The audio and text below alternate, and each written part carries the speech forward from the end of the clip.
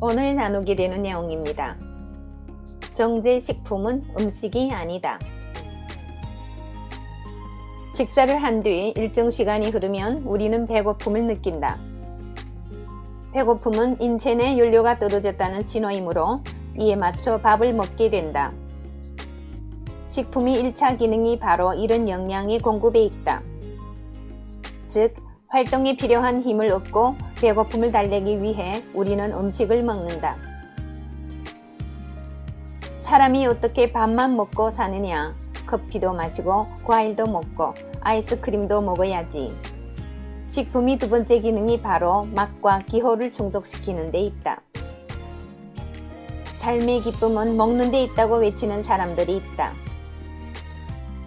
맛으로 소문난 집이 있다고 하면 차를 타고 가서라도 꼭 먹어야 직성이 풀리는 미식가들. 생존을 위해 먹는다기보다 입이 즐거움을 위해 음식을 먹는 경우라고 할 수 있다. 특히 식후 디저트로 먹는 기호식품은 인간이 입을 행복하게 하는 식품으로서 활동에 필요한 에너지를 얻거나 생명을 유지시키는 일과 직접적으로 상관이 없다고 할 수 있다. 내 경우에는 커피를 무심코 마셔왔는데 카페인이 소화 효소를 낭비시킨다는 사실을 안 뒤에는 자제하고 있다. 무언가를 끊기 위해서는 단순히 그것이 해로운 물질이라는 인식보다는 구체적으로 어떻게 나쁜지 알고 있어야 한다. 담배가 막연하게 나쁘다는 생각을 가진 사람은 쉽게 끊지 못하지만 담배가 몸을 황폐화시키는 과정과 원리를 알게 되면 자연 담배가 싫어지게 된다. 그래서 공부가 필요한 것이다. 식품의 마지막 기능은 건강의 증진이다. 건강식품이란 배고픔이 유무나 맛이 유무에 관계없이 건강을 위해 챙겨 먹는 음식으로 이에 대한 정의는 시대에 따라 달라진다. 굶기를 밥 먹듯 하던 시절, 하루 3끼 먹는 것을 다행으로 알았던 과거에는 곰탕이나 갈비찜이 고단백, 고지방, 고칼로리 3박자를 갖춘 영양식이었지만 현대에 와서 그런 식품은 고칼로리 음식으로서 건강을 파괴하는 주범으로 꼽히고 있다. 또한 과거에는 식품의 기능이 1차 기능에 머물렀지만 가구당 평균 소득이 늘고 식품공학의 발달로 식량이 대량 생산이 가능해진 현대사회에서는 식품에 대한 인식이 2차, 3차 쪽으로 기우는 추세다. 이왕 먹는 거 좀 더 맛있게, 좀 더 몸에 좋은 음식으로 골라 먹게 된 것이다. 언제부터인가 우리는 백미, 밀가루, 설탕 등의 정제식품을 매 끼니 자연스럽게 먹고 있다. 정제식품이란 식품 본래의 자연성을 변형시켜 맛이나 모양, 질을 향상시킨 것을 말한다. 즉, 인위적인 가공 과정을 거치는 동안 식품에 덮여져 있던 섬유질과 영양성분이 분리돼 나간 상태이다. 먹기에 좋고 보기에 좋은 정제식품은 칼로리 외에는 얻을 것이 거의 없기 때문에 한마디로 속빈 강정이라고 할 수 있다. 현재 시중에서 파는 백미는 여러 차례 도전 과정을 거친 것이다. 도전 과정에서 많은 영양소가 깎여 나가기 때문에 식이섬유 등 몸에 이로운 성분이 제로에 가까운 수치로 떨어지게 된다. 그 결과 백미는 탄수화물 덩어리가 되어 당 수치 또한 높아진다. GI 지수가 높은 식품을 섭취하게 되면 혈당 상승 속도가 빨라지면서 먹은 지 얼마 안 되어 급격하게 허기지기 때문에 과식을 하기 쉽다. 지방의 연소 능력은 떨어지는 대신 지방의 저장은 촉진되는 것이다. 입에는 부드럽게 잘 넘어간다고 해도 백미가 가진 해악을 생각하면 하루라도 빨리 현미식으로 바꾸는 것이 좋다. 찰 현미를 섞어 하루 저녁 불렸다 밥을 하면 찰기가 증가되고 조직이 부드러워져 먹기에 부담스럽지 않다. 또한 현미가 발화되는 과정에서 영양이 증가하게 되며 독성이 사라지게 된다.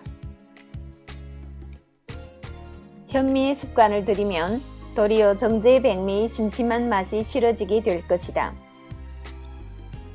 빵, 케이크, 라면, 파스타, 피자 등 아이들이 즐겨 먹는 간식류의 대부분은 정제 밀가루로 만들어진다. 정제 밀가루는 혈당 수치를 급격히 높이고 인슐린을 과다 분비시켜 지방의 축적을 촉진시킨다. 또한 밀가루를 수입하는 과정에서 방부제가 첨가되어 소화 효소를 낭비하는 결과를 가져오게 된다. 우리 집 아이들도 나 몰래 빵을 사다 먹고는 하는데 그만큼 자기가 먹어오던 음식을 끊는다는 것은 쉬운 일이 아닌 것 같다. 음식이 주는 정신적인 위로를 생각하면 가족에게 무조건 끊으라고 다그치기보다는 보리떡, 감자, 고구마 등의 대체 식품을 마련해 주는 것이 좋을 것이다. 정밀가루 음식이 필요할 때는 통밀가루나 호밀가루로 만든 품목을 골라보자. 설탕이 원료가 되는 사탕수수 나무의 수액에는 많은 무기질과 영양분이 포함되어 있다. 하지만 이것이 정제 과정을 거치면서 백설탕이 되면 이야기가 달라진다. 정제된 백설탕은 체내 흡수가 빨라 신진대사에 동화될 겨를이 없이 바로 분해되어 버린다. 배고플 때 단 음식이 당기는 것도 이처럼 뇌를 급속히 진정시켜주는 기능 때문이다. 설탕의 즉각적인 작용은 간과 췌장 등의 장기의 과부하를 일으키며 조직을 산성화시키고 체내 무기질과 다른 영양소들을 빨리 소비시키는 등 인체에 악영향을 끼친다. 사탕, 초콜릿, 과자를 먹는 아이들이 지나치게 활동적이고 산만한 것도 이와 무관하지 않다. 또한 백설탕을 장기간 섭취할 경우 세포가 늙고 백혈구가 무력화되는데 이는 인체의 면역력 약화로 이어져 병에 걸리기 쉬운 체질이 된다. 또한 설탕은 자체로 칼로리가 높아 단 음식을 많이 먹을 경우 당분이 체내에서 중성지방으로 변해 신체 곳곳에 쌓이게 된다. 비만의 원인이 되는 것이다. 그 밖에 설탕은 칼슘 등 인체의 미네랄을 빼앗아 골밀도 약화, 동맥경화, 심장마비, 뇌졸중, 저혈당증, 집중력 저하, 우울증, 두통 등의 증세를 발생시킨다. 정제 설탕은 한마디로 비타민 제로, 섬유질 제로, 미네랄 부족이 기형적인 식품이다. 흔히 소금이 고혈압의 원인이라고 생각하지만 인체의 원리를 살펴보면 고혈압이 생기는 과정이 그렇게 단순하지 않음을 알 수 있다. 고혈압이란 우리가 알듯 병의 일종이 아니라 오염된 혈관 때문에 피순환이 자유롭지 않은 상태를 벗어나기 위한 인체의 자정 노력이라고 할 수 있다. 신체 구석구석까지 피를 보내기 위해 심장이 강도 높게 펌프질을 하는 것이다. 인체의 혈액에는 0.9%의 염분이 포함되어 있다. 이보다 염분량이 떨어질 경우 뇌로의 산소 공급이 순조롭지 않아 치매에 걸릴 수 있다. 소금의 주성분은 나트륨이지만 기타 마그네슘과 같은 미량 미네랄이 체내 나트륨의 배출을 돕기 때문에 약간 짜게 먹는다고 해도 큰 문제가 될 것이 없다. 이런 사실을 놓고 보면 소금은 혈류의 흐름을 방해하는 주범이 아니라 오히려 혈류의 흐름을 돕는 좋은 역할을 많이 한다고 할 수 있다. 결론적으로 소금을 먹는 것이 나쁜 게 아니라 미네랄이 결여된 정제 소금을 섭취하는 일이 나쁜 것이다. 정제 소금은 짜기만 하지 혈류의 순환을 도울 만한 미네랄을 갖고 있지 않다. 짜게 먹어서 얼굴이 붓는 경우의 대부분은 정제염을 섭취했기 때문이다.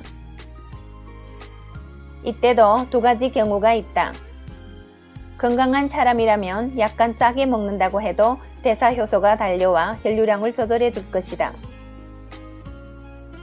문제는 몸속에 비축해둔 효소가 적은 사람의 경우다. 이 경우 정제소금을 섭취하면 혈압은 계속 올라가 얼굴이 부석부석하게 변하게 된다. 강조하지만 소금 자체만 놓고 보면 역기능보다 순기능이 많은 식품이다. 시장에 가서 소금을 살 때는 조금 비싸더라도 국내산 천일염을 구입하는 것이 좋다. 또한 사람에 따라 혈관이 오염되지 않았는데도 혈압이 높은 경우가 있다. 이는 젊었을 적 지나치게 고생을 한 경우로서 효소를 과다하게 소비, 혈관이 경직된 경우다. 이럴 때도 무조건 소금 섭취량을 줄이기보다 양질의 콜레스테롤이 함유된 음식, 효소가 많이 든 음식을 섭취하여 혈관을 부드럽게 만들어 주어야 한다. 마지막으로 정제의유를 꼽을 수 있다. 시중에서 판매하는 에이코사펜타엔산 EPA 및 도코사액사엔산 DHA 등 지방산이 함유된 정제의유는 생선 등에서 채취한 유지를 가열 압착한 뒤 이산화탄소를 이용하여 특정 성분만 추출한 것으로서 몸에 유해하다, 무해하다 논란이 일고 있으므로 생선의 경우 통째로 먹는 것이 안전하다고 하겠다.